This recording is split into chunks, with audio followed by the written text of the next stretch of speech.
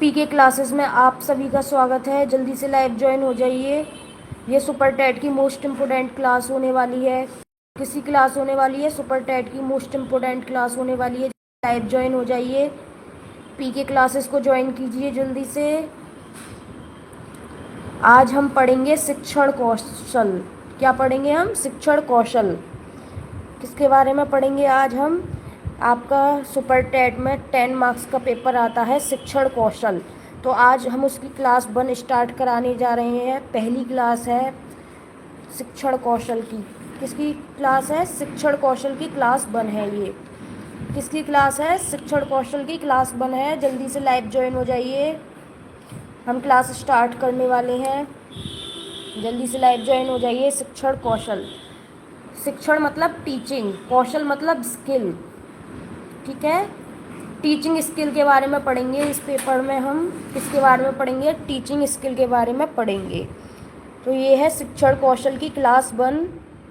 किसकी क्लास 1 है? शिक्षण कौशल की क्लास 1। तो स्टार्ट करते हैं, आइए क्लास को। तो सबसे पहले हम देखेंगे शिक्षण माने क्या होता है। पढ़ाना होता है। शिक्षण माने क्या होता है? टीचिंग करना, पढ़ाना। कौशल माने क्या होता है? स्किल। स्किल का मतलब क्या होता है? एक विशेष योग्यता। क्या होता है? शिक्षण का मतलब पढ़ाना होता है, कौशल का मतलब स्किल होता है। अब इसमें शिक्षण कौशल में आपका पहला टॉपिक आता है शिक्षण विधियाँ। शिक्षण कौशल टीचिंग स्किल में आपका पहला टॉपिक आता है शिक्षण विधियाँ। क्या टॉपिक आता है? शिक्षण विधियाँ। शिक्षण विधियाँ क्या होती हैं? पढ़ाने की विधियाँ होती हैं, टीचिंग मेथड्स। क्या होती हैं? शिक्षण विधियाँ पढ़ाने की विधियाँ होती हैं, टीचिंग मेथड्स होते हैं। ठीक है, शिक्षण विधि का मतलब क्या है? कक्षा में बच्चों को ज्ञान प्रदान करने का एक विशिष्ट तरीका। शिक्षण विधि क्या होती है? कक्षा में बच्चों को ज्ञान प्रदान करने का एक विशिष्ट तरीका होती है। और इसको शिक्षक का उपकरण भी बोलते हैं। क्या बोलते हैं इसको? शिक्षक का उपकरण भी बोलते हैं। विषय वस्तु का प्रस्तुतिकरण करता है। इसके द्वारा टीचर क्या करता है? शिक्षण विधियों के द्वारा टीचर क्या करता है? विषय वस्तु का प्रस्तुतिकरण करता है, प्रेजेंटेशन। विषय वस्तु की प्रेजेंटेशन करता है। और शिक्षण विधियों का प्रयोग करके क्या होता है? अधिगम को आसान बनाया जा सकता है। शिक्षण विधियों का प्रयोग करके क्या किया जा सकता है? लर्निंग को इजी बनाया जा सकता है। तो यह शिक्षण विधियाँ क्या है? कक्षा में बच्चों को ज्ञान प्रदान करने का एक विशिष्ट तरीका है। शिक्षण विधि क्या है? कक्षा में बच्चों को ज्ञान प्रदान करने का एक विशिष्ट तरीका है। शिक्षण विधि को ही शिक्षक का उपकरण भी कहते हैं। शिक्षक क्या करता है? इसके द्वारा विषय वस्तु का प्रस्तुतिकरण करता है। यहाँ पर हम शिक्षण कौशल की क्लास 1 पढ़ रहे हैं। यहाँ पर हम शिक्षण कौशल की क्लास 1 पढ़ रहे हैं। मोस्ट इम्पोर्टेंट क्लास है सुपर टेट के लिए। शिक्षण कौशल टीचिंग स्किल की क्लास 1 है ये। तो जल्दी से लाइव ज्वाइन हो जाइए, जिसमें हमारा पहला टॉपिक है शिक्षण विधियाँ। शिक्षण विधियाँ क्या होती हैं? पढ़ाने की विधियाँ शिक्षण विधियाँ होती हैं। और शिक्षण विधि को क्या कहते हैं? शिक्षक का उपकरण भी कहते हैं। शिक्षक क्या करता है? शिक्षण विधियों के द्वारा विषय वस्तु का प्रस्तुतिकरण करता है, प्रेजेंट करता है विषय वस्तु को। क्या करता है? विषय वस्तु को प्रेजेंट करता है। इसके द्वारा क्या किया जा सकता है? अधिगम को आसान बनाया जा सकता है। शिक्षण विधि प्रयोग करके हम लर्निंग को इजी बना सकते हैं। आइए देखते हैं हमारा नेक्स्ट टॉपिक क्या है। नेक्स्ट हमने एक डायग्राम बनाया है जिसमें शिक्षक को दिखाया है। ये शिक्षक है, ये छात्र है और विषय पाठ्य वस्तु है। आपने देखा होगा शिक्षक प्रणाली क्या होती है? त्रिमुखी होती है, जिसमें एक शिक्षक होता है, एक छात्र होता है और एक पाठ्य वस्तु होती है। ये आप बीएड में पढ़ चुके होंगे। ठीक है, तो शिक्षक क्या कर रहा है? शिक्षण विधि के माध्यम से पाठ्य वस्तु पढ़ा रहा है। क्या कर रहा है? शिक्षक क्या कर रहा है? शिक्षण विधि के माध्यम से छात्र को पढ़ा रहा है। अब शिक्षण विधियों में आती हैं एक शिक्षक केंद्रित विधि, एक आती है बाल केंद्रित विधि। एक कौन सी विधि आती है? एक आती है शिक्षक केंद्रित विधि, एक आती है बाल केंद्रित विधि। शिक्षक केंद्रित विधि कौन सी होती है? जिसमें शिक्षक की अहम भूमिका होती है। शिक्षक केंद्रित कौन सी विधियाँ होती हैं? जिसमें शिक्षक की महत्वपूर्ण भूमिका होती है और छात्र निष्क्रिय होते हैं। छात्र क्या कर रहे होते हैं? केवल सुन रहे होते हैं। शिक्षक व्याख्यान दे रहा होता है। इसमें शिक्षक केंद्रित में क्या कर रहा होता है? शिक्षक लेक्चर दे रहा होता है, छात्र केवल सुन रहे होते हैं। इसमें शिक्षक एक्टिव होता है, छात्र क्या होते हैं? पैसिव होते हैं। और शिक्षक केंद्रित में क्या है? शिक्षक ही सक्रिय होता है, शिक्षक ही एक्टिव होता है। शिक्षक केंद्रित में बालक क्या होते हैं, बालक पैसिव होते हैं, बच्चे पैसिव होते हैं। टीचर क्या होता है, एक्टिव होता है शिक्षक केंद्रित विधियों में। और यहाँ पर शिक्षा कैसे दी जाती है, शिक्षक के अनुसार शिक्षा दी जाती है। शिक्षा कैसे दी जाती है, शिक्षक अपने अकॉर्डिंग पढ़ाता है बच्चों को। शिक्षक केंद्रित में कैसे पढ़ाता है बच्चा, शिक्षक केंद्रित में बच्चों को अपने द्वारा पढ़ाता है, शिक्षक अपने अकॉर्डिंग पढ़ाता है। ठीक है।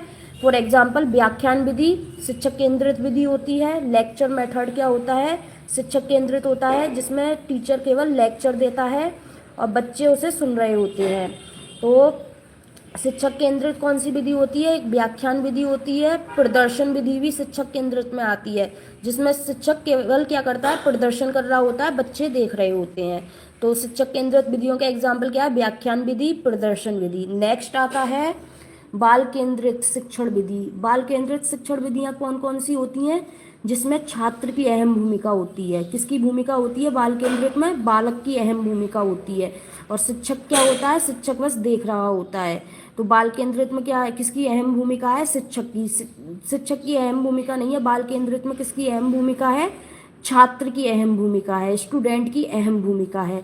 और स्टूडेंट इसमें पूरी तरह से एक्टिव होता है। स्टूडेंट क्या होता है बाल केंद्रित शिक्षण विधि में, पूरी तरह से एक्टिव होता है। और इसमें लर्निंग कैसे होती है, लर्निंग बाय डूइंग, करके सीखता है बच्चा। कैसे सीखता है बाल केंद्रित में, बच्चा करके सीखता है।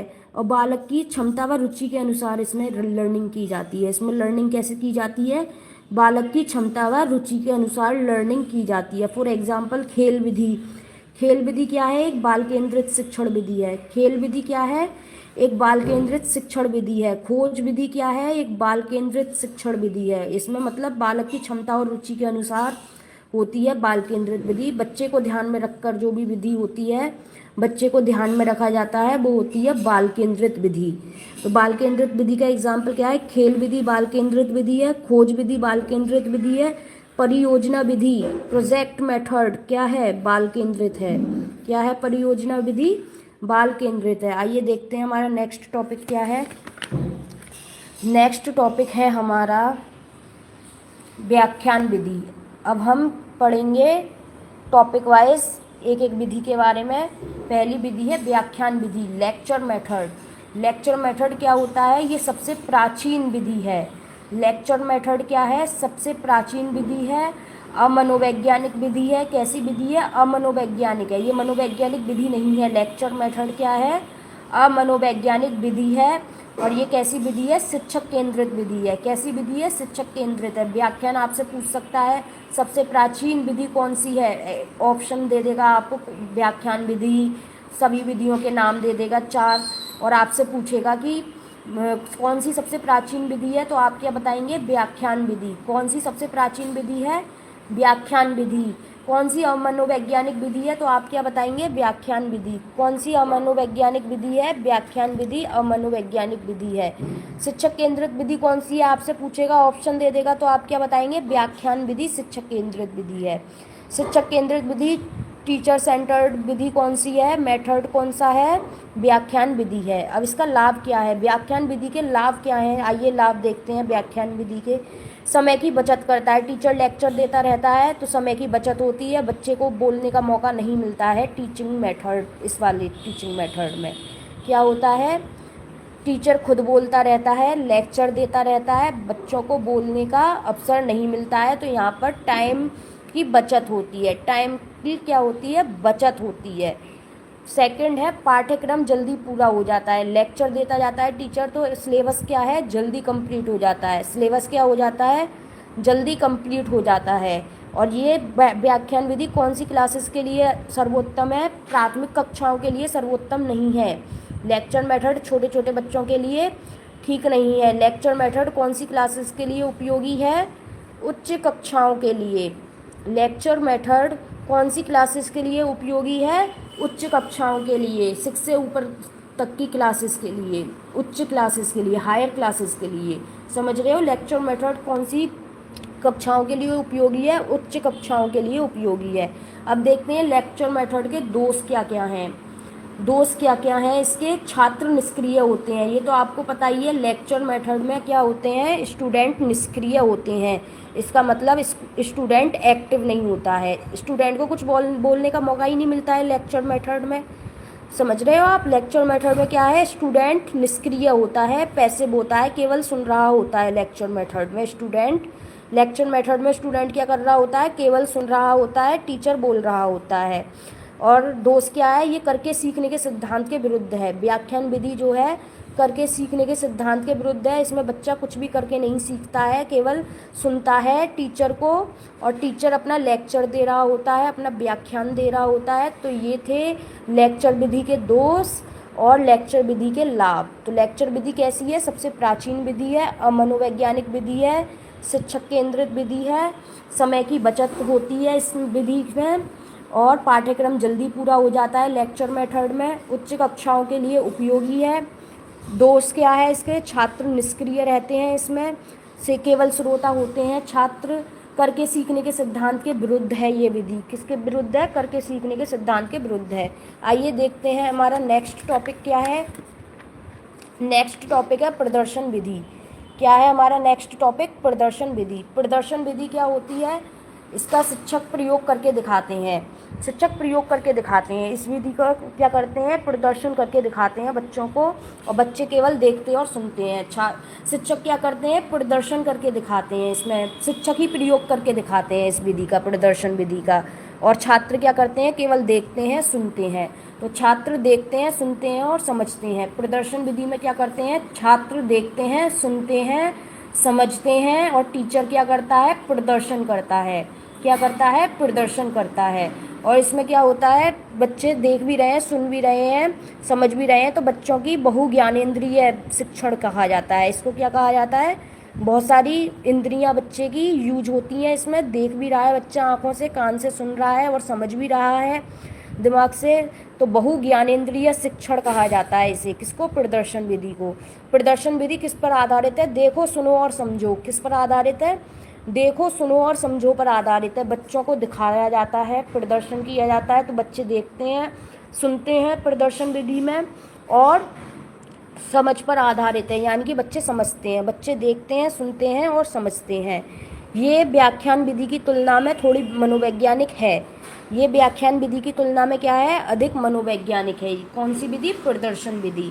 प्रदर्शन विधि क्या है, अधिक मनोवैज्ञानिक है व्याख्यान विधि की तुलना में। इसकी सीमा क्या है, छात्र स्वयं करके नहीं सीखते, इसमें कौशल का अभाव है, स्किल का अभाव है। छात्र क्या है, इसमें स्वयं करके नहीं सीखते हैं, क्योंकि इसमें टीचर उनको प्रदर्शन करके दिखाता है।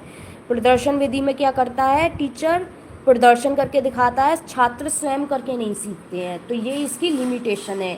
क्या है, इसकी लिमिटेशन है या दोष है इसका। अब आइए देखते हैं नेक्स्ट विधि क्या है हमारी, खेल विधि। मोस्ट इम्पोर्टेंट विधि है खेल विधि। इसका प्रयोग किसके लिए किया जाता है, छोटे छोटे बच्चों के लिए किया जाता है, प्राथमिक कक्षाओं में। खेल विधि क्या है, प्लेवे मेथड है। इसके जनक कौन है, खेल विधि के जनक है फ्रोवेल। खेल विधि के जनक कौन है, फ्रोवेल हैं। खेल विधि का विकास किसने किया है, हेनरी कुक ने किया है।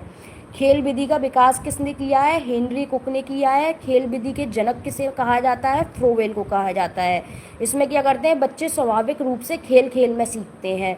आजकल तो आपने देखा होगा बहुत सारी एक्टिविटीज़ करवाते हैं बच्चों को, खेल खेल में बहुत सारी चीज़ें सिखा देते हैं। क्या सिखा देते हैं, खेल खेल में बहुत सारी चीज़ें सिखा देते हैं। तो ये खेल विधि है, इसके द्वारा बच्चे, ये किस पर आधारित है, करके सीखने पर आधारित है। इसमें बच्चा करके देखता है, अपने हाथों से खेल खेलता है, खुद खेल खेलता है और करके सीखता है खेल विधि में। ये पूर्णतः बाल केंद्रित है। खेल विधि क्या है, पूर्णतः बाल केंद्रित है, चाइल्ड सेंटर्ड है।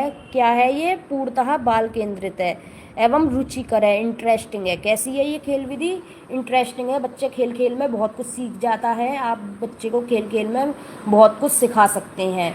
जैसे आप कलर सिखा सकते हैं बच्चों को, 3 बॉटल ली आपने और एक ब्लू ली, एक पिंक ली, एक ग्रीन ली। अब बच्चे से पूछी ब्लू कौन सी है, तो बच्चा खेल खेल में क्या करेगा, सीखेगा, खेल खेल में सीख जाएगा। कलर की उसको पहचान हो जाएगी, कौन सा ब्लू कलर है, कौन सा ग्रीन कलर है, कौन सा रेड कलर है।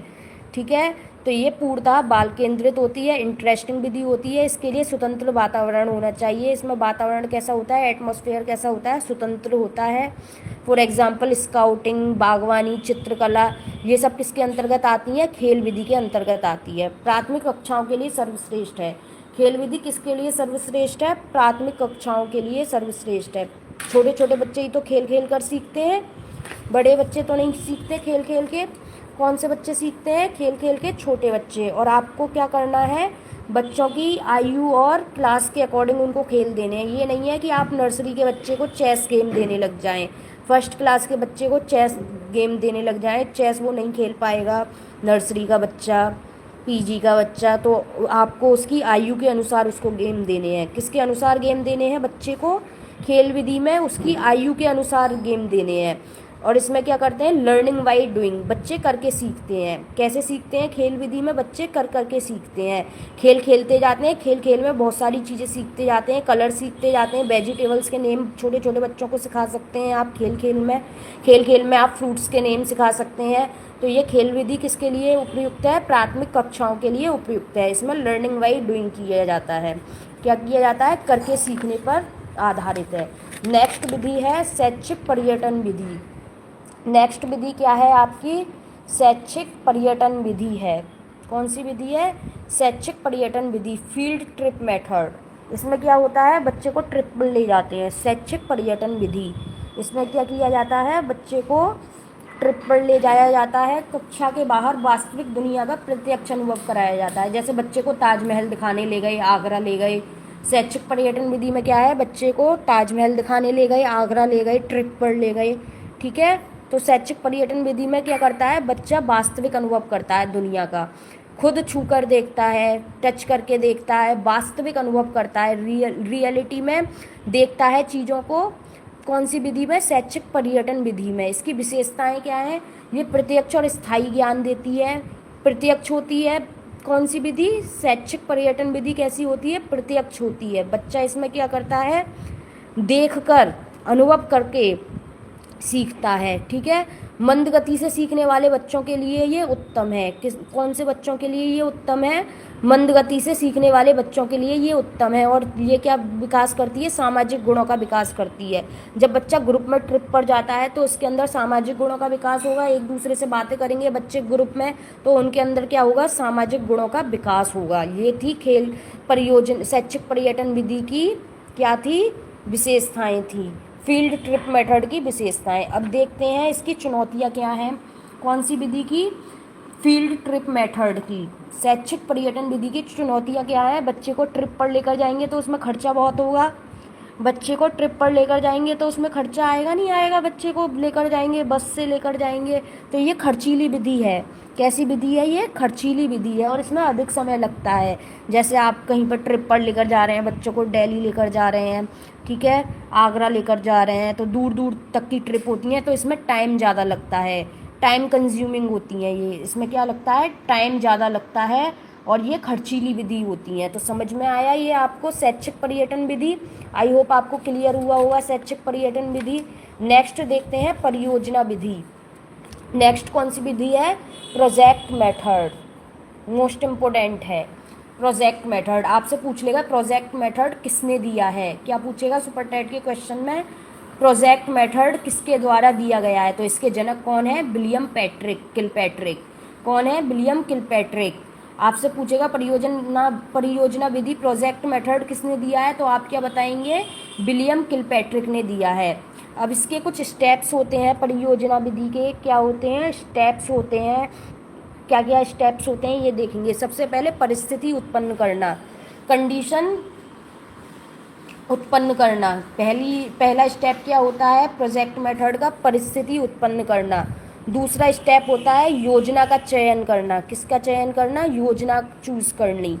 तीसरा स्टेप होता है फिर कार्यक्रम बनाते हैं। क्या करते हैं, पहले परिस्थिति उत्पन्न करते हैं, फिर योजना का चयन करते हैं प्रोजेक्ट मेथड में, उसके बाद क्या करते हैं, कार्यक्रम बनाते हैं, प्लानिंग करते हैं, उसके बाद क्या करते हैं, एग्जीक्यूट करते हैं, क्रियान्वयन करते हैं, उसके बाद मूल्यांकन होता है। क्या होता है, इवैल्यूएशन होता है, इवैल्यूएट। उसके बाद रिकॉर्ड दर्ज कर लिया जाता है, आलेखन होता है। उसके बाद क्या होता है, आलेखन। तो इसके 6 स्टेप हैं। आपसे कोई भी पूछ लेगा परियोजना विधि का पहला स्टेप क्या है, तो आप क्या बताएंगे, परिस्थिति उत्पन्न करना। परियोजना विधि का पहला स्टेप क्या है, परिस्थिति उत्पन्न करना। दूसरा स्टेप पूछ ले तो योजना का चयन है। तीसरा स्टेप पूछ ले तो कार्यक्रम बनाना है, प्लानिंग बनाना। फोर्थ स्टेप पूछ ले तो क्रियान्वयन करना है। फिफ्थ स्टेप पूछ ले आपसे प्रोजेक्ट मेथड का तो क्या है, मूल्यांकन करना। सिक्स्थ स्टेप पूछ ले आपसे तो क्या है, आलेखन, रिकॉर्ड बनाना। तो ये थी आपकी परियोजना विधि। सामाजिक वातावरण में उद्देश्यपूर्ण कार्य करने में मदद करती है। ये क्या करती है, सामाजिक वातावरण में उद्देश्यपूर्ण कार्य करने में ये हेल्प करती है। तो ये था आपका प्रोजेक्ट मेथड, जिसके 6 स्टेप्स हैं, ये आपको लर्न करने पड़ेंगे। 6 स्टेप, पहला क्या है, परिस्थिति उत्पन्न करना। दूसरा क्या है, योजना का चयन करना। फिर क्या है, प्लानिंग बनाना है। फिर एग्जीक्यूट करना है। फिर इवैल्यूएशन करना है। देन रिकॉर्ड रखना है। ठीक है, तो ये क्या करती है, सामाजिक वातावरण में उद्देश्यपूर्ण कार्य करती है। क्या करती है ये विधि, सामाजिक वातावरण में उद्देश्यपूर्ण कार्य करने में हेल्प करती है। आइए देखते हैं हमारी नेक्स्ट विधि क्या है। नेक्स्ट विधि है समस्या समाधान विधि। मोस्ट इम्पोर्टेंट विधि है। कौन सी विधि है, समस्या समाधान विधि। इसके जनक कौन है, सुकरात और सेंट थॉमस। समस्या समाधान विधि है प्रॉब्लम सॉल्विंग मेथड। कौन सा मेथड है, प्रॉब्लम सॉल्विंग मेथड। इसके जनक कौन है, सुकरात और सेंट थॉमस। इसके समस्या समाधान विधि किसने दी है, सुकरात और सेंट थॉमस ने दी है। आप याद रखेंगे, आपसे यही क्वेश्चन पूछ लेगा सुपर टेट में कि समस्या समाधान विधि के जनक कौन है, तो आप क्या बताएंगे, सुकरात और सेंट थॉमस। अब इसके स्टेप्स हैं, समस्या समाधान विधि के क्या स्टेप्स हैं, कैसे आप समस्या का समाधान करेंगे। पहला स्टेप है, पहले समस्या का चयन करेंगे। पहले क्या करेंगे आप, समस्या को सिलेक्ट करेंगे। दूसरा क्या है, समस्या का प्रस्तुतिकरण करेंगे, समस्या को प्रेजेंट करेंगे। तीसरा क्या है, हाइपोथीसिस बनाएंगे। तीसरा क्या है, चरण है इसका, हाइपोथीसिस बनाएंगे। चौथा चरण क्या है, डेटा को कलेक्ट करेंगे। चौथा चरण क्या है आपका, डेटा को कलेक्ट करेंगे। पांचवा चरण क्या है, निष्कर्ष निकालना, रिजल्ट निकालेंगे फिर। तो समस्या समाधान विधि के कितने चरण हैं आपसे पूछे तो आप कितने बताएंगे, 5 चरण हैं, 5 स्टेप्स हैं। कौन कौन से हैं, पहले स्टेप में आप क्या करेंगे, प्रॉब्लम सेलेक्ट करेंगे। सेकंड स्टेप में क्या करेंगे, उसको प्रेजेंट करेंगे समस्या को। थर्ड स्टेप में हाइपोथीसिस बनाएंगे। फोर्थ स्टेप में क्या करेंगे, डेटा को कलेक्ट करेंगे। और फिफ्थ स्टेप में क्या करेंगे, निष्कर्ष निकाल लेंगे, रिजल्ट निकाल लेंगे। तो ये है समस्या समाधान विधि। इसके जनक कौन है, सुकरात और सेंट थॉमस। समस्या समाधान विधि के जनक कौन है, सुकरात और सेंट थॉमस। तो ये थी मोस्ट इम्पोर्टेंट विधि, समस्या समाधान विधि। आइए देखते हैं नेक्स्ट विधि कौन सी है हमारी, जिज्ञासा और खोज से रिलेटेड विधि है। क्या है, प्रश्नोत्तर विधि और अन्वेषण, ह्यूरिस्टिक मेथड। मोस्ट इम्पोर्टेंट है, आपने बीएड में पढ़ा ही होगा ह्यूरिस्टिक मेथड। ठीक है, तो पहली है प्रश्नोत्तर विधि। प्रश्नोत्तर विधि किसने दी है, इसको प्रश्नोत्तर विधि को सुकराती विधि भी कहते हैं। प्रश्नोत्तर विधि को क्या कहते हैं, सुकराती विधि भी कहते हैं। प्रश्नोत्तर विधि किसने दी है, सुकरात ने दी है। इसके जनक कौन है, सुकरात हैं। इसमें क्या करते हैं, प्रश्नोत्तर विधि में शिक्षक प्रश्न पूछता है, छात्र उत्तर खोजते हैं।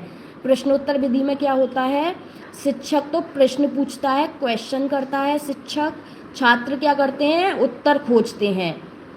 और इसके द्वारा क्या होता है, बालक की छिपी हुई जिज्ञासा बाहर आती है। प्रश्नोत्तर विधि के द्वारा क्या होता है, बालक में जो छुपी हुई जिज्ञासा है वो जिज्ञासा बाहर आती है। ठीक है, तो ये थी प्रश्नोत्तर विधि। आइए देखते हैं नेक्स्ट है हमारी अन्वेषण विधि, ह्यूरिस्टिक मेथड। क्या है, ह्यूरिस्टिक मेथड, अन्वेषण विधि। इसमें क्या होता है, इसके जनक कौन है, सबसे पहले आपसे यही पूछ लेगा ह्यूरिस्टिक विधि किसने दी है, ह्यूरिस्टिक मेथड किसने दिया है, तो आप क्या बताएंगे, H.E. आर्मस्ट्रॉन्ग। ह्यूरिस्टिक मेथड किसने दिया है, अन्वेषण विधि किसने दी है, तो आप क्या कहेंगे, आर्मस्ट्रॉन्ग ने दी है। किसने दी है, आर्मस्ट्रॉन्ग ने। अब आपसे पूछेगा ह्यूरिस्को वर्ड कहाँ से आया है, ग्रीक शब्द है। कैसा शब्द है, ह्यूरिस्को ग्रीक शब्द है और इसका अर्थ क्या है, मैं खोजता हूँ। ह्यूरिस्को का क्या अर्थ है, मैं खोजता हूँ। ह्यूरिस्को का क्या अर्थ है, मैं खोजता हूँ। और ये कहाँ से शब्द आया है, ग्रीक भाषा से आया है। कहाँ से आया है, ग्रीक भाषा से आया है। इसमें छात्र क्या करता है, ह्यूरिस्टिक मेथड में छात्र क्या करता है, स्वयं एक शोधकर्ता होता है, रिसर्चर होता है। कौन होता है, रिसर्चर। क्या उसकी भूमिका क्या होती है, रिसर्च करने वाला होता है। छात्र क्या होता है, स्वयं एक रिसर्च करने वाला होता है। कौन सी विधि में, अन्वेषण विधि में।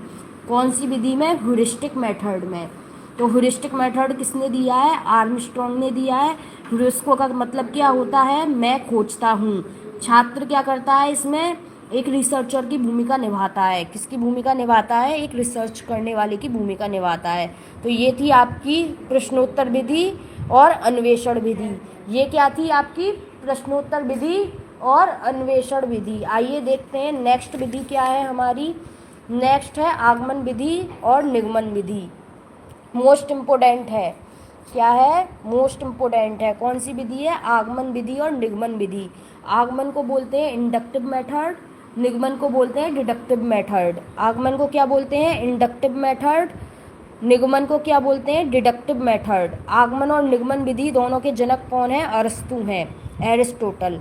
कौन है, आगमन और निगमन विधि के जनक कौन है, अरस्तु हैं। ठीक है, अब देखते हैं आगमन विधि क्या है। आगमन विधि में उदाहरण से नियम की ओर चलते हैं। पहले उदाहरण दिए जाते हैं आगमन विधि में। क्या दिए जाते हैं, आगमन विधि में पहले उदाहरण दिए जाते हैं, फिर नियम बताए जाते हैं। तो आगमन विधि उदाहरण से नियम की ओर चलती है। कैसे चलती है आगमन विधि, उदाहरण से नियम की ओर चलती है। बच्चे क्या करते हैं, स्वयं सूत्र खोजते हैं। इसमें नियम बच्चे क्या करते हैं, स्वयं खोजते हैं आगमन विधि में। आगमन विधि कौन सी क्लासेस के लिए अच्छी है, प्राथमिक कक्षाओं के लिए अच्छी है, व्याकरण के लिए उत्तम है।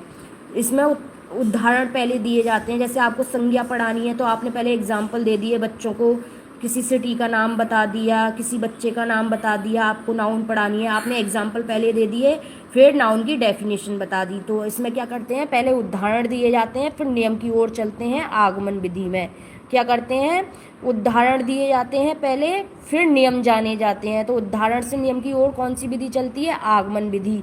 किसने दी है, एरिस्टोटल ने दी है, अरस्तु ने दी है। बच्चे क्या करते हैं, स्वयं सूत्र खोजते हैं इसमें।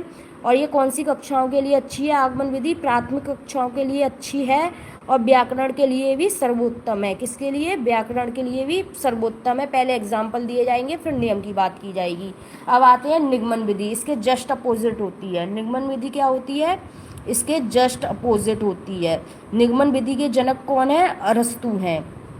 निगमन विधि किसने दी है, अरस्तु ने दी है। निगमन विधि नियम से उदाहरण की ओर चलती है। निगमन विधि किससे किसकी ओर चलती है, नियम से उदाहरण की ओर चलती है। इसमें नियम पहले बता दिए जाते हैं। जैसे बच्चा को मैथ्स में पाइथागोरस प्रमेय पहले बता दी, पाइथागोरस थ्योरम पहले बता दी, फिर उसको क्वेश्चंस दे दिए। पहले नियम बता दिए, बाद में उदाहरण। तो ये नियम से उदाहरण की ओर चलती है। आप कैसे याद करेंगे, ना से निगमन ना से नियम। कहाँ नियम से उदाहरण की ओर कौन सी विधि चलती है, ना से निगमन ना से नियम, ऐसे याद रखेंगे आप। कैसे याद रखेंगे, निगमन विधि किससे किसकी ओर चलती है, नियम से उदाहरण की ओर चलती है। इसमें क्या आता है, सूत्र पहले ही बता दिया जाता है। निगमन विधि में क्या होता है, नियम पहले ही बता दिया जाता है बच्चे को। जैसे पाइथागोरस प्रमेय पहले बता दी, फिर उसको क्वेश्चंस दिए।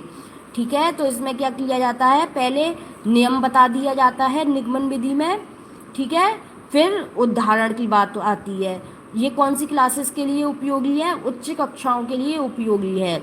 निगमन विधि कौन सी क्लासेस के लिए उपयोगी है, उच्च कक्षाओं के लिए उपयोगी है और गणित के लिए भी उत्तम है। जैसे कि मैंने अभी बताया, पाइथागोरस प्रमेय पहले बता दी, फिर क्वेश्चंस करे बच्चों ने।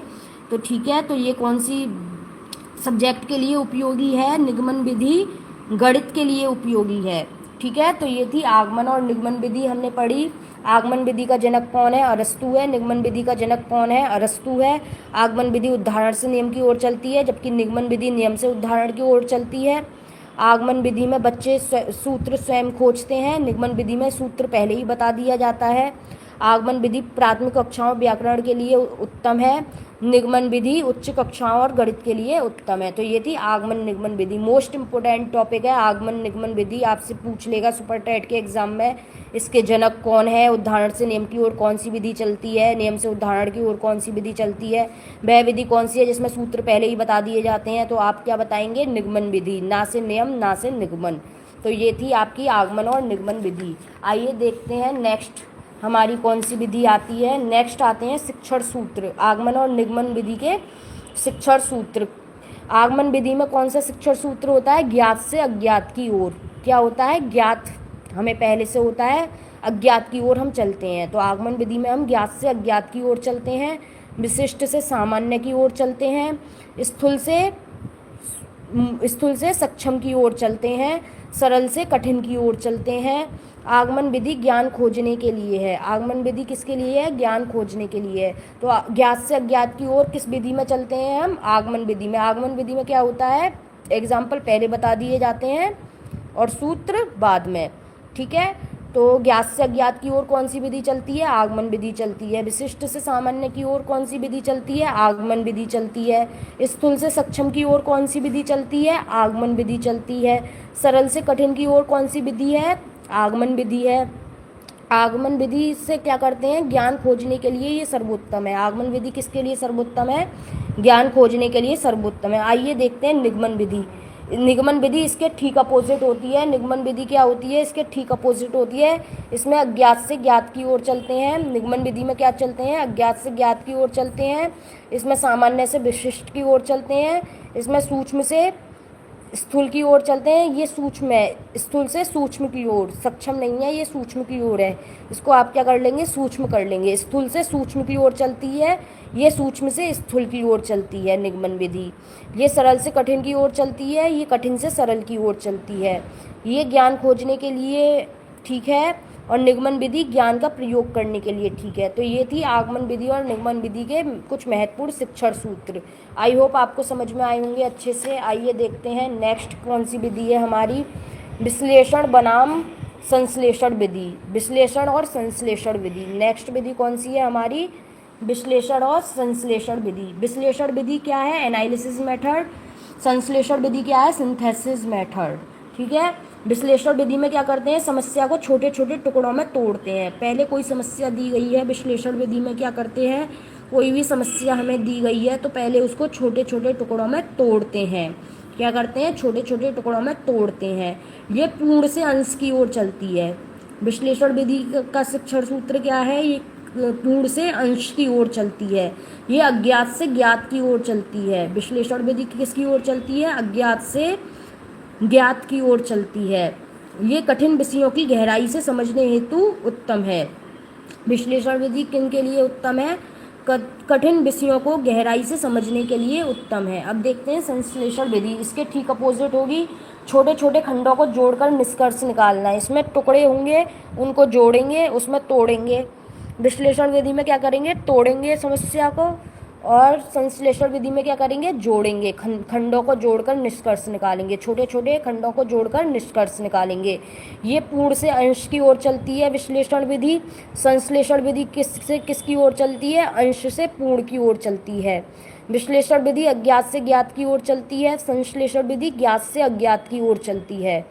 विश्लेषण विधि कठिन विषयों को गहराई से समझने हेतु उत्तम है, और संश्लेषण विधि क्या है? विश्लेषण के बाद इसका प्रयोग किया जाता है। किसके बाद प्रयोग किया जाता है? विश्लेषण के बाद इसका प्रयोग किया जाता है।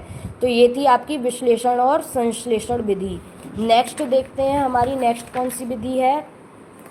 नेक्स्ट विधि है हमारी विधियाँ और उनके जनक। नेक्स्ट क्या है हमारा टॉपिक? विधियाँ और उनके जनक। कौन सी विधि किसने दी है? मास्टर लिस्ट है, ये आपको याद रखनी है।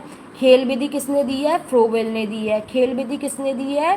फ्रोवेल ने दी है। परियोजना विधि प्रोजेक्ट मेथड किसने दिया है? विलियम किलपैट्रिक ने दिया है। परियोजना मेथड किसने दिया है? विलियम किलपैट्रिक ने दिया है। अन्वेषण या खोज विधि किसने दी है? H.E. आर्मस्ट्रॉन्ग ने दी है। अन्वेषण या खोज विधि किसने दी है? आर्मस्ट्रॉन्ग ने दी है। प्रश्नोत्तर विधि किसने दी है? सुकरात ने दी है। प्रश्नोत्तर विधि किसने दी है? सुकरात ने दी है। शैक्षिक पर्यटन विधि किसने दी है? ये किसने दी है? प्रोफेसर रेवर्न ने दी है। शैक्षिक पर्यटन विधि किसने दी है? प्रोफेसर रेवर्न ने दी है। किंडरगार्टन पद्धति किसने दी है? किंडरगार्टन पद्धति किसने दी है? फ्रोवेल ने दी है। ये आपको याद रखना है, आपसे पूछ लेगा किंडरगार्टन पद्धति के जनक कौन है, तो आप क्या बताएंगे? फ्रोवेल हैं। वाद विवाद विधि किसने दी है? आप क्या बताएंगे? प्लेटो ने दी है। आगमन निगमन विधि किसने दी है? अरस्तु ने दी है। तो यहाँ पे थी खेल विधि फ्रोवेल ने दी है। परियोजना विधि विलियम किलपैट्रिक ने दी है। खोज विधि आर्मस्ट्रॉन्ग ने दी है। प्रश्नोत्तर विधि सुकरात ने दी है, फेमस है बहुत ही। प्रश्नोत्तर विधि किसने दी है? सुकरात ने दी है।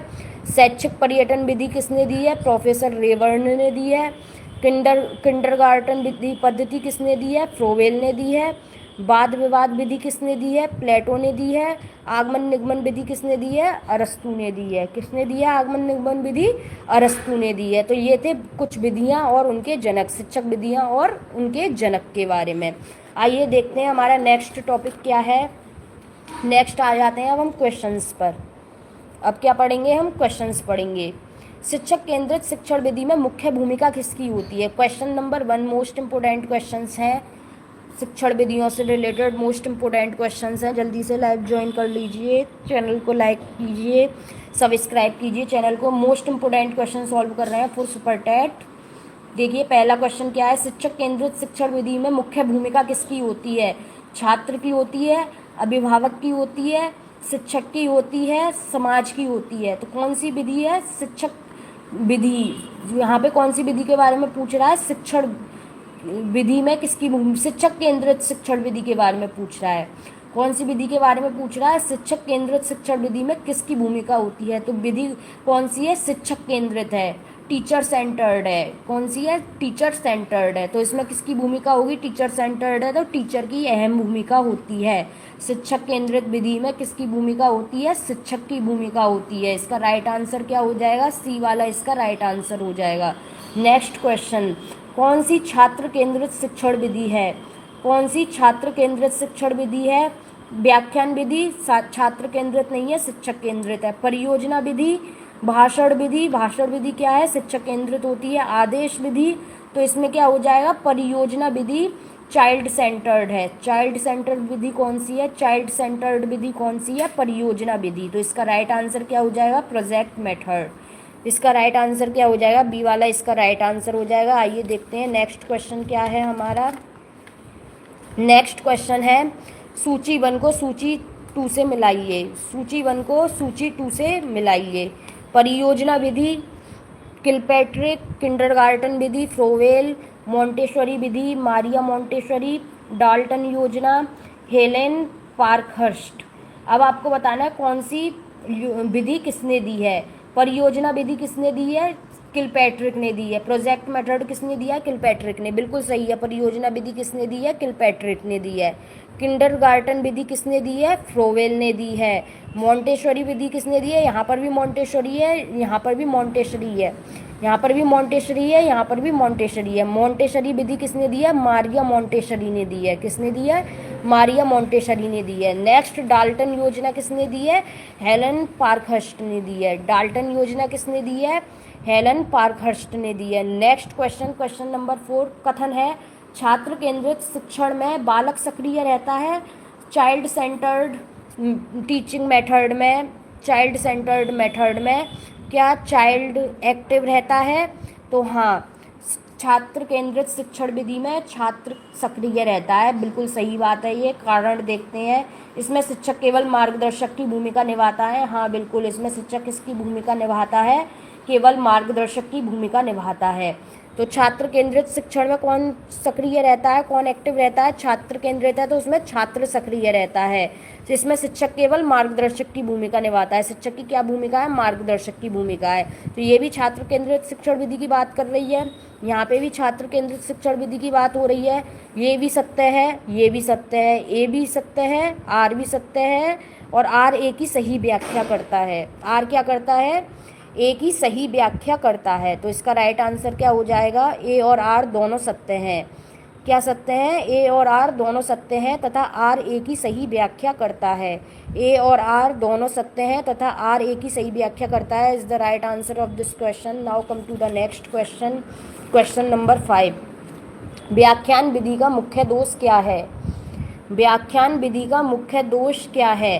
समय अधिक लगता है, छात्र निष्क्रिय रहते हैं, अनुशासन नहीं रहता है, मूल्यांकन कठिन होता है। तो आपको बताइए व्याख्यान विधि में छात्र क्या है? पैसिव रहते हैं, छात्र एक्टिव नहीं रहते। व्याख्यान विधि में टीचर व्याख्यान देता जाता है, छात्र केवल उसके व्याख्यान को, उसके लेक्चर को सुन रहे होते हैं, छात्रों की कोई भूमिका नहीं होती है। कौन सी विधि में? व्याख्यान विधि में छात्र निष्क्रिय रहते हैं। व्याख्यान विधि में छात्र कैसे रहते हैं? पैसिव रहते हैं, उनकी कोई भूमिका नहीं होती, वो केवल सुन रहे होते हैं टीचर का लेक्चर। तो इसका आंसर क्या हो जाएगा? राइट आंसर, छात्र निष्क्रिय रहते हैं। नेक्स्ट क्वेश्चन, कौन सी विधि करके सीखने पर आधारित है? कौन सी विधि करके सीखने पर आधारित है? व्याख्यान विधि नहीं, प्रदर्शन विधि नहीं, परियोजना विधि, हाँ परियोजना विधि प्रोजेक्ट मेथड है, इसमें करके सीखने पर आधारित है। प्रश्नोत्तर विधि नहीं। तो इसका राइट आंसर क्या हो जाएगा? कौन सी विधि करके सीखने पर आधारित है? परियोजना विधि। परियोजना विधि is the right answer of this question. Now come to the next question, question number 7। Question number 7 क्या है हमारा?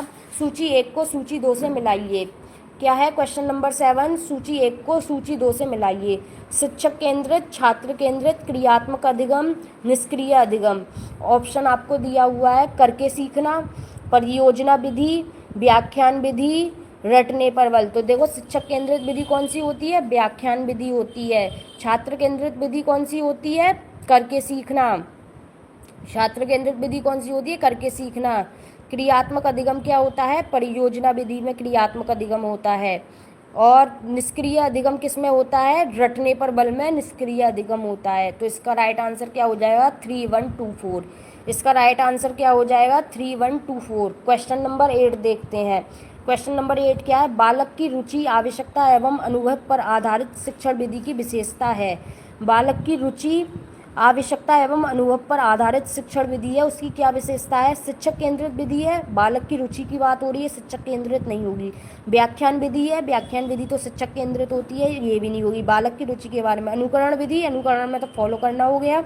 तो छात्र केंद्रित विधि है, जहाँ बालक की रुचि, आवश्यकता और अनुभव पर ध्यान दिया जाता है, ध्यान में रखते हुए, बालक की रुचियों को ध्यान में रखते हुए जहाँ लर्निंग होती है, तो वो कौन सी विधि होती है? छात्र केंद्रित विधि। तो इसका राइट आंसर क्या हो जाएगा? बी वाला इसका राइट आंसर हो जाएगा, छात्र केंद्रित विधि। आइए देखते हैं हमारा नेक्स्ट क्वेश्चन क्या है। Question number 9 most important question है। क्वेश्चन नंबर 9 क्या है क्वेश्चन? शिक्षक केंद्रित शिक्षण में अनुशासन अधिक रहता है। कारण है इसका क्योंकि शिक्षण संपूर्ण कक्षा को नियंत्रित करता है। ठीक है, तो शिक्षक केंद्रित शिक्षण में अनुशासन अधिक रहता है। शिक्षक केंद्रित है तो शिक्षक के अंडर में रहता है सब कुछ, शिक्षक के अंडर में रहता है तो अनुशासन अधिक रहेगा। शिक्षक है इसमें सक्रिय भूमिका में, तो अनुशासन अधिक रहेगा, ये बात सही है। दूसरा कारण क्या है इसका? क्योंकि शिक्षण संपूर्ण कक्षा को नियंत्रित करता है, बिल्कुल सही बात है। शिक्षण केंद्रित विधि में क्या करता है? शिक्षक ही क्लास को कंट्रोल में रखता है। तो इसका राइट आंसर क्या हो जाएगा? ए और आर दोनों सत्य हैं। क्या सत्य हैं? ए और आर दोनों सत्य हैं तथा आर ए की सही व्याख्या करता है। ए और आर दोनों सत्य हैं तथा आर ए की सही व्याख्या करता है। आइए देखते हैं हमारा नेक्स्ट क्वेश्चन क्या है। क्वेश्चन नंबर 10 कौन सी विधि लोकतांत्रिक वातावरण उत्पन्न करती है?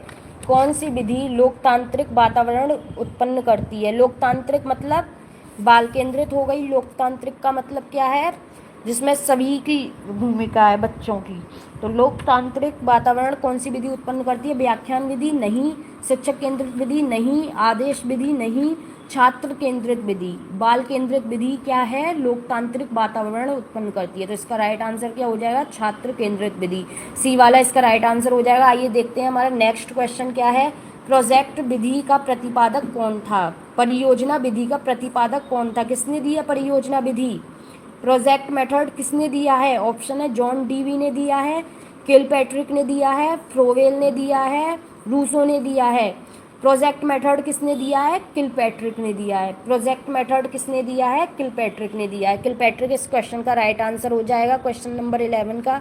आइए देखते हैं नेक्स्ट क्वेश्चन क्या है हमारा। क्वेश्चन नंबर 12 देखिए, एक बात और आपको याद रखनी है, एक फैक्ट याद रखना है।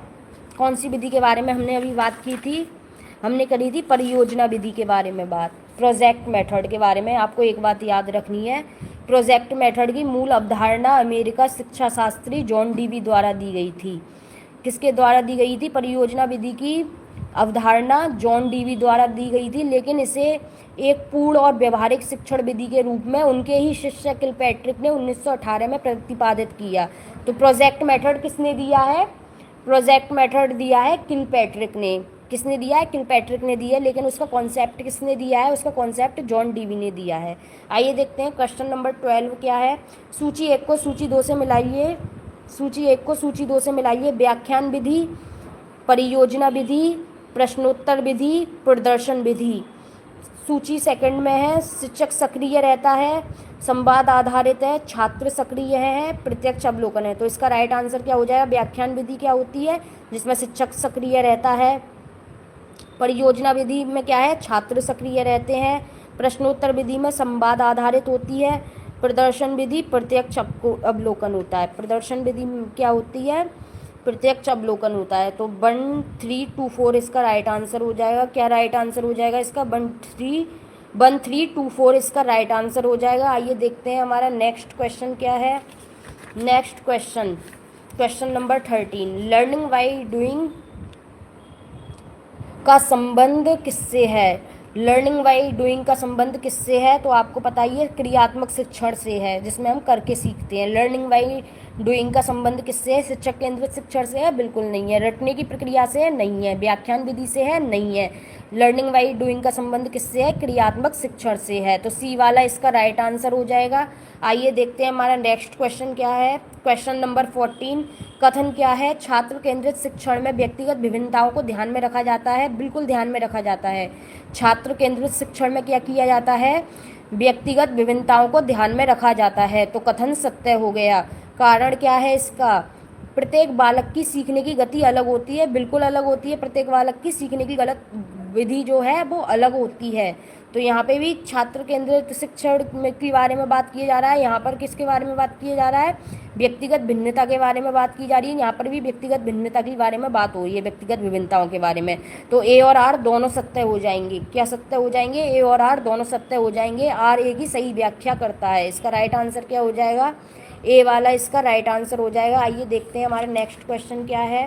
Question number 15, most important question है। क्वेश्चन नंबर 15, जल्दी से वीडियो को लाइक कर दीजिए, चैनल को सब्सक्राइब कर लीजिए।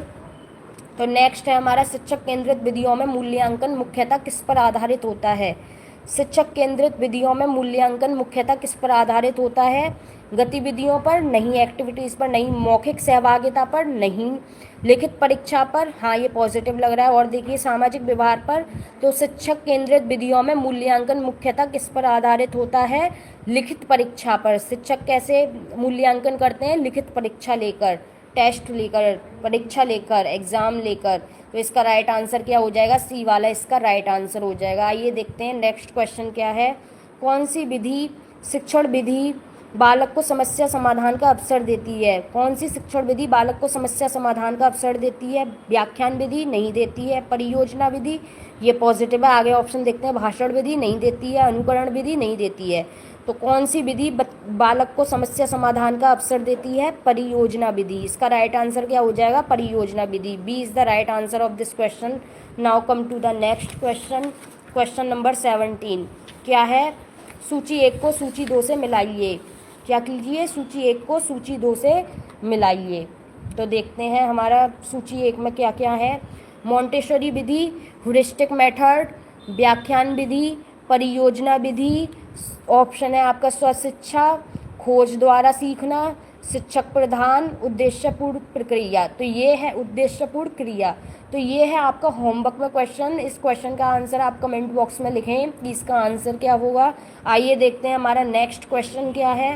कथन है, व्याख्यान विधि कम समय में अधिक विषय वस्तु पढ़ाने में सहायक है। व्याख्यान विधि कम समय में अधिक विषय वस्तु पढ़ाने में सहायक है। बिल्कुल सहायक है। इसमें टाइम कम लगता है क्योंकि टीचर केवल लेक्चर ही लेक्चर देता है, बच्चे इसमें इन्वॉल्व नहीं होते हैं, इसलिए कम समय में अधिक सिलेबस हम करा सकते हैं व्याख्यान विधि में। तो कथन सत्य हो जाएगा। कारण क्या है? इसमें शिक्षक लगातार जानकारी प्रस्तुत करता है। हाँ, इसमें शिक्षक लगातार क्या करता रहता है? पढ़ाता रहता है, कंटिन्यू पढ़ाता रहता है, जानकारी प्रस्तुत करता रहता है। तो इसका राइट आंसर क्या हो जाएगा? ए और आर दोनों सत्य हैं। कौन से सत्य हैं? ए और आर दोनों सत्य हैं तथा आर ए की सही व्याख्या करता है। ए और आर दोनों सत्य हैं तथा आर ए की सही व्याख्या करता है। तो ये था most important question, question number 18। आइए देखते हैं नेक्स्ट क्या है हमारा, क्वेश्चन नंबर 19। नेक्स्ट देखते हैं नेक्स्ट क्वेश्चन नंबर 19 क्या है हमारा। 19 है कौन सा छात्र केंद्रित शिक्षण का उद्देश्य है? कौन सा छात्र केंद्रित शिक्षण का उद्देश्य है? कौन सा शिक्षण है छात्र केंद्रित शिक्षण का उद्देश्य? रटने की आदत विकसित करना, नहीं छात्र केंद्रित में रटाना तो है ही नहीं है, हमें बच्चे को रोट लर्निंग नहीं कराना। परीक्षा में अंक बढ़ाना, बिल्कुल नहीं, परीक्षा में अंक बढ़ाना भी नहीं है। केवल अनुशासन बनाए रखना, केवल वैसे ही नेगेटिव हो जाता है जहाँ केवल वर्ड आए। सृजनात्मकता का विकास करना। छात्र केंद्रित शिक्षण का क्या उद्देश्य है? चाइल्ड सेंटर्ड शिक्षण का क्या उद्देश्य है? चाइल्ड सेंटर्ड टीचिंग का क्या उद्देश्य है? सृजनात्मकता का विकास करना, क्रिएटिविटी का विकास करना। तो इसका राइट आंसर क्या हो जाएगा? सी वाला इसका राइट आंसर हो जाएगा। आइए देखते हैं हमारा नेक्स्ट क्वेश्चन क्या है। क्वेश्चन नंबर 20 है बालक को सीखने की प्रक्रिया का सक्रिय भागीदार मानने वाली शिक्षण पद्धति कौन सी है? बालक को सीखने की प्रक्रिया का सक्रिय भागीदार मानने वाली शिक्षण पद्धति कौन सी है? बालक सक्रिय है, इसमें कौन सक्रिय है? बालक एक्टिव है। बालक किसमें एक्टिव होता है? छात्र केंद्रित विधि में, बाल केंद्रित विधि में। बालक किसमें एक्टिव होता है? बाल केंद्रित विधि में। तो यहाँ पर आपसे पूछा है बालक सक्रिय है, बालक क्या है? एक्टिव है। बालक किसमें एक्टिव होता है? बाल केंद्रित शिक्षण विधि में, छात्र केंद्रित शिक्षण विधि में। तो इसका राइट आंसर क्या हो जाएगा? सी वाला इसका राइट आंसर हो जाएगा। आइए नेक्स्ट देखते हैं PYQs। अब क्या है? PYQs हैं, ये सुपर टेट के एग्जाम में आए हुए क्वेश्चंस हैं। क्या है ये? सुपर टेट के एग्जाम में आए हुए क्वेश्चंस हैं। पहला क्वेश्चन क्या है? निम्न में से कौन सा कथन शिक्षण के संदर्भ में सही नहीं है? निम्न में से कौन सा कथन शिक्षण के संदर्भ में सही नहीं है? शिक्षण एक अंतःक्रियात्मक प्रक्रिया है, शिक्षण एक त्रिमुखीय प्रक्रिया है, शिक्षण एक प्रभाव निर्देशित प्रक्रिया है, शिक्षण केवल कक्षा तक सीमित रहने वाली प्रक्रिया है। देखो टीचिंग केवल क्लास तक सीमित रहती है, ये नहीं है। टीचिंग केवल क्लास तक सीमित नहीं रहती है। तो टीचिंग क्या केवल क्लास तक सीमित रहने वाली प्रक्रिया है? गलत, आपसे गलत ही पूछा है। कौन सा कथन शिक्षण के बारे में संदर्भ में सही नहीं है? ये PYQs हैं सुपर टेट के एग्जाम में आए हुए जो हम सॉल्व कर रहे हैं। तो इसमें क्या पूछा है? कौन सा कथन शिक्षण के संदर्भ में सही नहीं है? तो कौन सा नहीं है? शिक्षण केवल कक्षा तक सीमित रहने वाली प्रक्रिया है, यही गलत है। तो डी वाला इसका राइट आंसर हो जाएगा। अब कौन कौन से क्वेश्चन आते हैं सुपर टेट में इस वाले पेपर से? टीचिंग स्किल वाले पेपर से, शिक्षण कौशल वाले पेपर से। तो देखिए मिड डे मील के बारे में आता है, क्वेश्चन आया हुआ है, PYQ है। प्राथमिक विद्यालयों में मिड डे मील कार्यक्रम प्रारंभ करने का प्रमुख कारण है। प्राथमिक विद्यालयों में मिड डे मील कार्यक्रम प्रारंभ करने का प्रमुख कारण है समाज विस्तार करना, रोजगार वृद्धि करना, नामांकन संख्या बढ़ाना, अध्यापकों का विकास करना। तो मिड डे मील का कार्यक्रम प्रारंभ करने का मुख्य कारण क्या था? नामांकन संख्या बढ़ाना। क्या बढ़ाना? नामांकन संख्या बढ़ाना। सी वाला इसका राइट आंसर हो जाएगा। आइए देखते हैं क्वेश्चन नंबर 3, नेक्स्ट क्वेश्चन क्या है? उद्दीपन अनुक्रिया का सिद्धांत किसने दिया? मोस्ट इंपोर्टेंट है ये, तो आप CDP में पढ़ चुके होंगे। उद्दीपन अनुक्रिया सिद्धांत का प्रतिपादन किसने किया? उद्दीपन अनुक्रिया सिद्धांत का प्रतिपादन किसने किया? थॉर्नडाइक ने किया। इसका राइट आंसर क्या हो जाएगा? Thorndike is the right answer of this question. Now come to the next question. Question number 4 है पढ़ने और लिखने की अक्षमता है। पढ़ने और लिखने की अक्षमता क्या होती है? बच्चा पढ़ नहीं पाता है, पढ़ने और लिखने की अक्षमता क्या होती है? डिसलेक्सिया पढ़ने की अक्षमता होती है। ये आपको पता ही होगा, आपने लर्न करा होगा। क्वेश्चन नहीं किया है तो समझ लीजिए। जहाँ पढ़ने की अक्षमता की बात हो रही है, पढ़ने और लिखने की क्या होती है? डिस्ग्राफिया होती है। पढ़ने की क्या होती है? डिसलेक्सिया होती है। इसमें पढ़ने और लिखने दोनों के लिए एक ऑप्शन दिया हुआ है। तो पढ़ने और लिखने की अक्षमता कौन सी होती है? डिसलेक्सिया इस क्वेश्चन का राइट आंसर हो जाएगा। आइए देखते हैं नेक्स्ट क्वेश्चन क्या है हमारा। क्वेश्चन नंबर 5 ये है स्टेटमेंट। किसने कहा है? नवाचार एक ऐसा विचार है जिसमें व्यक्ति नवीनता का अनुभव करता है। क्वेश्चन है हमारा, किसने कहा है नवाचार एक ऐसा विचार है जिसमें व्यक्ति नवीनता का अनुभव करता है? तो आपको याद रख लेना है ये कथन किसने कहा है? EM रोजर्स ने कहा है। HG वर्नेट ने कहा है नहीं कहा है। माइल्स ने कहा है नहीं कहा है। एलन ने कहा है नहीं कहा है। किसने कहा है ये कथन? EM रोजर्स ने कहा है। बी वाला इसका राइट आंसर हो जाएगा। आइए देखते हैं हमारा नेक्स्ट क्वेश्चन क्या है। भारतीय शिक्षा के इतिहास में सर्वप्रथम किस समिति ने अपव्यय एवं अवरोधन पर विचार किया? मोस्ट इम्पोर्टेंट क्वेश्चन है ये, सुपर टेट के PYQ हैं, सुपर टेट के एग्ज़ाम में आए हुए क्वेश्चंस हैं। क्या क्वेश्चन है? भारतीय शिक्षा के इतिहास में सर्वप्रथम किस समिति ने अपव्यय एवं अवरोधन पर विचार किया? हर्टांग समिति ने। किस समिति ने? हर्टांग समिति ने। तो इसका राइट आंसर क्या हो जाएगा? ए वाला इस क्वेश्चन का राइट आंसर हो जाएगा। तो ये थी हमारी क्वेश्चन नंबर 6। अब देखते हैं क्वेश्चन नंबर 7 क्या है। क्वेश्चन नंबर 7 है, परम शून्य किसमें स्थित होती है? परम शून्य किसमें स्थित होती है? ये आपने पढ़ा होगा मूल्यांकन वाले पेपर में। परम शून्य किसमें स्थित होती है? आनुपातिक स्केल में। परम शून्य किसमें स्थित होती है? आनुपातिक स्केल में। तो इसका राइट आंसर क्या हो जाएगा? डी वाला। डी वाला इसका राइट आंसर हो जाएगा। नेक्स्ट क्वेश्चन है, पाठ प्रस्तावना कौशल का मुख्य संगठक क्या है? यानी कि लेसन प्लान जो है, प्रस्तावना कौशल की बात हो रही है यहाँ पर। लेसन प्लान में प्रस्तावना कौशल की बात हो रही है। उसका मुख्य संगठक क्या है? पूर्व ज्ञान है, व्याख्यान है, श्याम पट्ट लेखन है, गृह कार्य है। प्रस्तावना कौशल में श्याम पट्ट लेखन नहीं होता, व्याख्यान नहीं होता, गृह कार्य नहीं होता। क्या होता है? पूर्व ज्ञान होता है। पाठ प्रस्तावना कौशल का मुख्य संगठक क्या है? पूर्व ज्ञान। ए वाला इसका राइट आंसर हो जाएगा। आइए देखते हैं हमारा नेक्स्ट क्वेश्चन क्या है। क्वेश्चन नंबर 9, एनसीईआरटी के बारे में। तो आपको इसमें क्या पढ़ना है? शिक्षण कौशल वाले पेपर में आपको एनसीईआरटी पढ़ना है, एनसीएफ पढ़ना है, एनईपी 2020 पढ़नी है। एनईपी जो भी आई हैं, एनईपी के बारे में आपको नॉलेज होनी चाहिए। तो क्या क्वेश्चन पूछा है एनसीईआरटी से? एनसीईआरटी द्वारा राष्ट्रीय पाठ्यचर्या की रूपरेखा कब प्रस्तुत की गई? एनसीईआरटी द्वारा राष्ट्रीय पाठ्यचर्या की रूपरेखा कब प्रस्तुत की गई? 2005 में, 2005 में। कब प्रस्तुत की गई?